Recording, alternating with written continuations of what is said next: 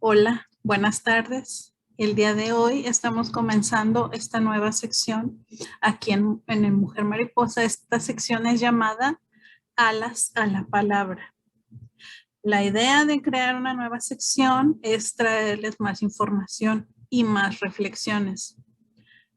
Se llama Alas a la Palabra porque quiero que las palabras que están resguardadas en los libros pues empiecen a volar y lleguen a muchas de ustedes. Que estas palabras las hagan reflexionar, las hagan tener hambre de conocimiento, hambre de aprendizaje, hambre de conocer nuevas cosas.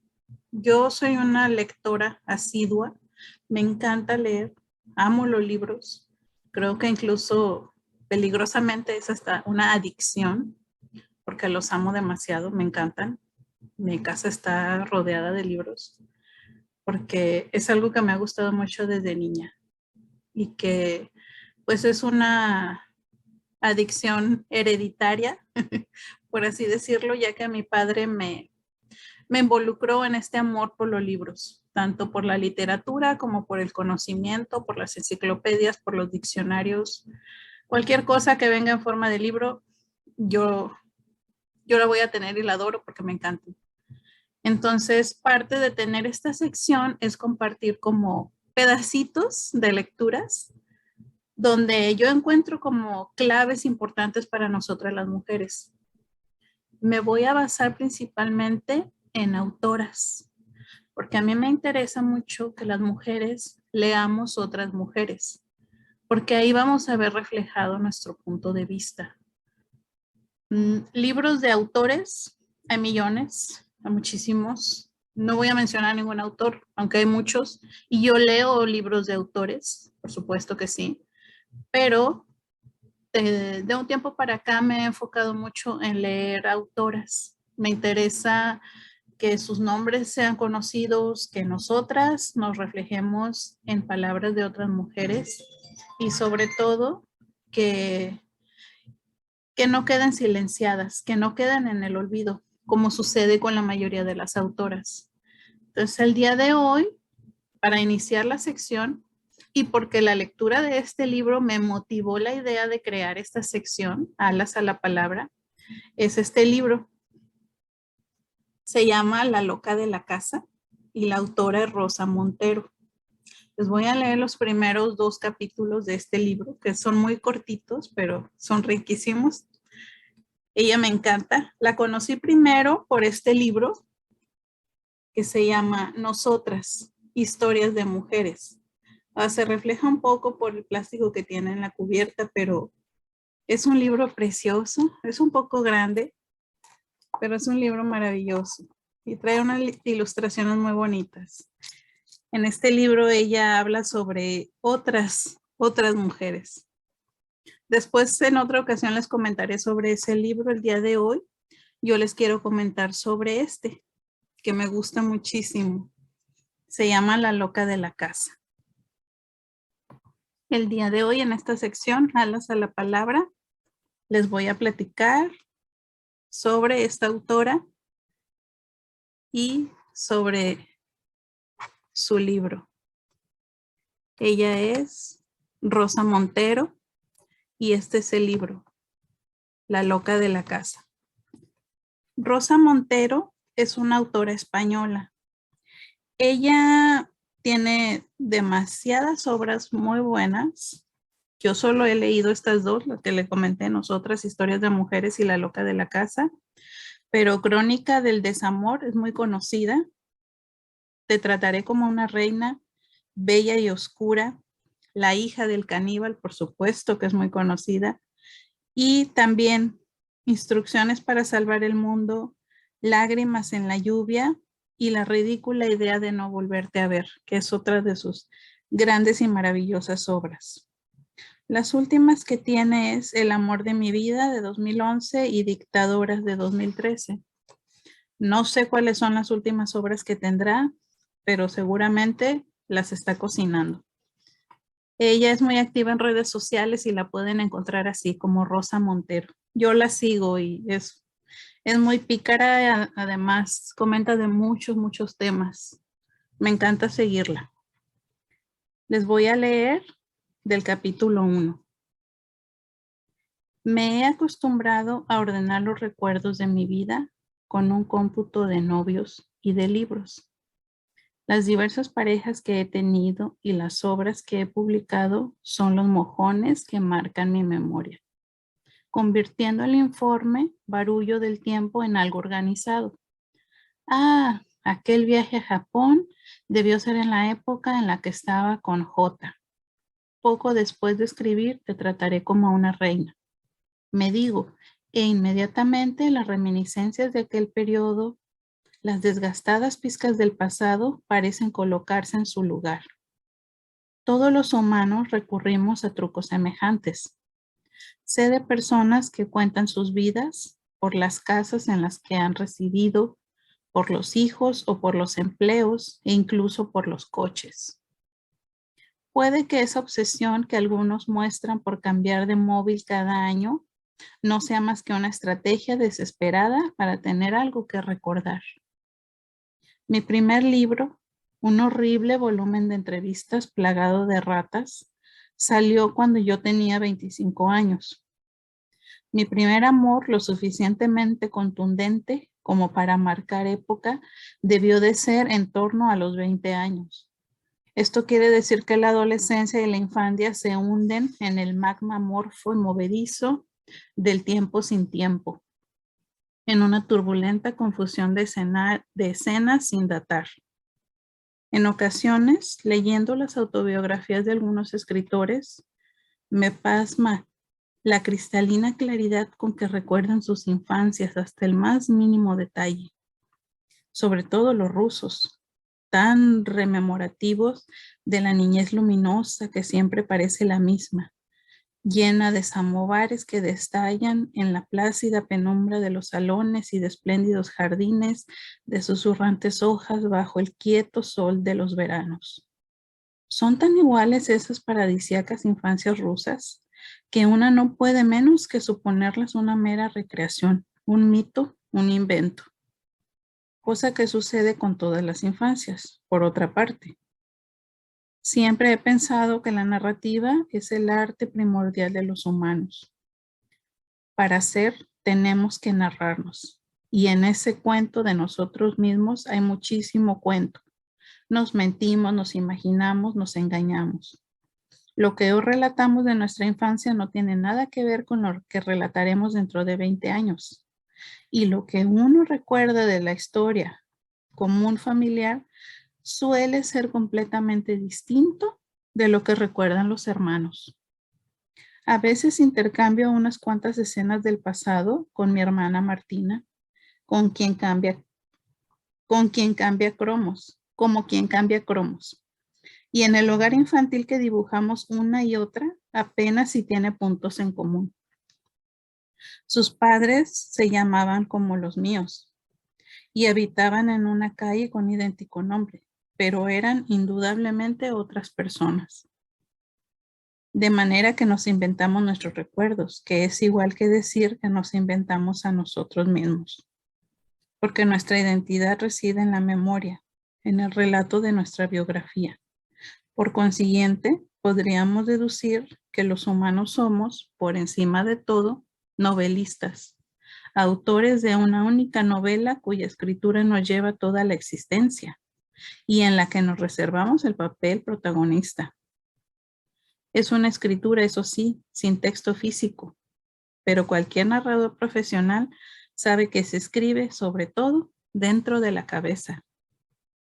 Es un run run creativo que te acompaña mientras conduces, cuando paseas al perro, mientras estás en la cama intentando dormir. Uno escribe todo el rato. Llevo bastantes años tomando notas en diversos cuadernitos, con la idea de hacer un libro de ensayo en torno al oficio de escribir, lo cual es una especie de manía obsesiva para los novelistas profesionales. Si no fallecen prematuramente, todos ellos padecen antes o después la impetuosa urgencia de escribir sobre la escritura, desde Henry James a Vargas Llosa, pasando por Stephen Vicensey, Montserrat Roig o Vila Matas, por citar algunos de los libros que más me han gustado. Yo también he sentido la furiosa llamada de esa pulsión o de ese vicio.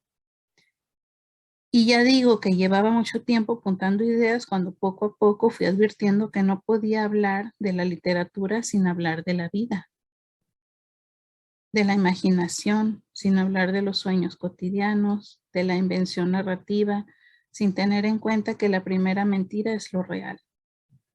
Y así el proyecto del libro se fue haciendo cada vez más impreciso y más confuso. Por otra parte, natural, al irse entremezclando con la existencia. La conmovedora y trágica Carson McCullers, autora del Corazón es un cazador solitario, escribió en sus diarios: mi vida ha seguido la pauta que siempre ha seguido, trabajo y amor. Me parece que también ella debía de contabilizar los días en libros y amantes. Una coincidencia que no me extraña nada, porque la pasión amorosa y el oficio literario tienen muchos puntos en común. De hecho, escribir novelas es lo más parecido que he encontrado a enamorarme, o más bien lo único parecido, con la apreciable ventaja de que es la escritura, de que en la escritura no necesitas la colaboración de otra persona. Por ejemplo, cuando estás sumido en una pasión, vives obsesionado por la persona amada, hasta el punto que todo el día estás pensando en ella, te lavas los dientes y ves flotar su rostro en el espejo. Vas conduciendo y te confundes de calle porque estás obnubilado por su recuerdo, intentas dormirte por las noches y en vez de deslizarte hacia el interior del sueño, caes en los brazos imaginarios de tu amante. Pues bien, mientras escribes una novela, vives el mismo estado de deliciosa enajenación. Todo tu pensamiento se encuentra ocupado por la obra y en cuanto dispones de un minuto te zambulles mentalmente en ella. También te equivocas de esquina cuando conduces, porque como el enamorado, tienes el alma entregada y en otra parte. Otro paralelismo: cuando amas apasionadamente tienes la sensación de que al instante siguiente vas a conseguir compenetrarte hasta tal punto con el amado que os convertiréis en uno solo. Es decir, intuyes que está a tu alcance el éxtasis de la unión total, la belleza absoluta del amor verdadero. Y cuando estás escribiendo una novela, presientes que si te esfuerzas y estiras los dedos vas a poder rozar el éxtasis de la obra perfecta, la belleza absoluta de la página más auténtica que jamás se ha escrito. Ni qué decir tiene que esa culminación nunca se alcanza, ni en el amor ni en la narrativa, pero ambas situaciones comparten la formidable expectativa de sentirte en vísperas de un prodigio. Y por último, pero es en realidad lo más importante, cuando te enamoras locamente, en los primeros momentos de la pasión, estás tan llena de vida que la muerte no existe. Al amar eres eterna. Del mismo modo, cuando te encuentras escribiendo una novela, en los momentos de gracia de la creación del libro, te sientes tan impregnada por la vida de esas criaturas imaginarias que para ti no existe el tiempo, ni la decadencia, ni tu propia mortalidad. También eres eterno mientras inventas historias. Una escribe siempre contra la muerte. De hecho, me parece que los narradores somos personas más obsesionadas por la muerte que la mayoría.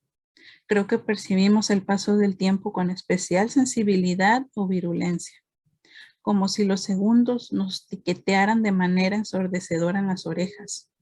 A lo largo de los años, he ido descubriendo por medio de la lectura de biografías y por conversaciones con otros autores que un elevado número de novelistas han tenido una experiencia muy temprana de decadencia.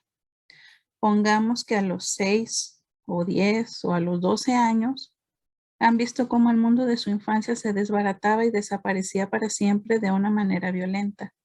Esa violencia puede ser exterior y objetivable. Un progenitor que muere, una guerra, una ruina. Otras veces es una brutalidad subjetiva que solo perciben los propios narradores y de la que no están muy dispuestos a hablar. Por eso, el hecho de que en la biografía de un novelista no haya constancia de esa catástrofe privada, no quiere decir que no haya existido. Yo también tengo mi duelo personal y tampoco lo cuento. Y así, los casos de los que se tienen datos objetivos suelen ser historias más o menos aparatosas. Vladimir Nabokov lo perdió todo con la Revolución Rusa. Su país, su dinero, su mundo, su lengua e incluso a su padre, que fue asesinado. Simone de Beauvoir nació siendo una niña rica y heredada de una estirpe de banqueros, pero poco después la familia quebró y se fueron a malvivir pobremente en un cuchitril. Vargas Llosa perdió su lugar de príncipe de la casa cuando el padre, al que él creía muerto, regresó a imponer su violenta y represiva autoridad. Joseph Conrad, hijo de un noble polaco revolucionario y nacionalista, fue deportado a los 6 años con su familia a un pueblecito mísero del norte de Rusia, en condiciones tan duras que la madre, enferma de tuberculosis, murió a los pocos meses. Conrad siguió viviendo en el destierro con el padre, que también estaba tuberculoso y además muy desesperado. Más que un hombre enfermo, era un hombre vencido, escribió el novelista en sus memorias. Al cabo, el padre falleció, con lo que Conrad, que para entonces contaba tan solo 11 años, cerró el círculo de fuego del sufrimiento y de la pérdida. Quiero creer que aquel dolor enorme por lo menos contribuyó a crear un escritor inmenso.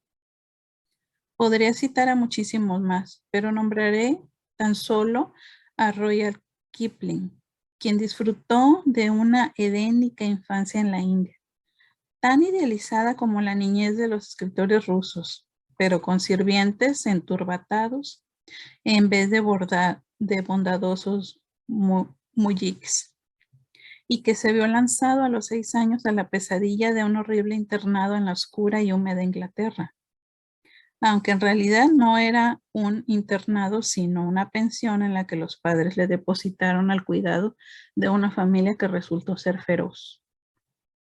Lo de aquella casa era una tortura fría y calculada, al propio tiempo que religiosa y científica. Sin embargo, me hizo fijar la atención en las mentiras que al poco tiempo me fue necesario decir. Ese es, según presumo, el fundamento de mis esfuerzos literarios, dice el propio Kipling en su autobiografía Algo sobre mí mismo. Consciente de que el íntimo nexo que esa experiencia guardaba con su narrativa, él lo explicaba como culminación de una estrategia defensiva. A mí, en cambio, me parece que lo sustancial es que todos esos novelistas que han creído perder en algún momento el paraíso, escribimos para intentar recuperarlo, para restituir aquello que se ha ido, para luchar contra la decadencia y el fin inexorable de las cosas. Del dolor de perder nace la obra, dice el psicólogo Philippe Brenot en su libro El genio y la locura. Hablar de literatura, pues, es hablar de la vida propia, de la vida de otros, de la felicidad y del dolor. Y también hablar del amor, porque la pasión es el mayor invento de nuestras existencias inventadas. La sombra de una sombra, el durmiente que sueña que está soñando. Y al fondo de todo, más allá de nuestras fantasmagóricas y nuestros delirios, momentáneamente, contenida por ese puñado de palabras, como el dique de arena de un niño, contiene las olas de la playa. Asoma la muerte tan real, enseñando sus orejas amarillas. Eso sería lo que les quiero compartir el día de hoy, de esta lectura y de este libro, La loca de la casa,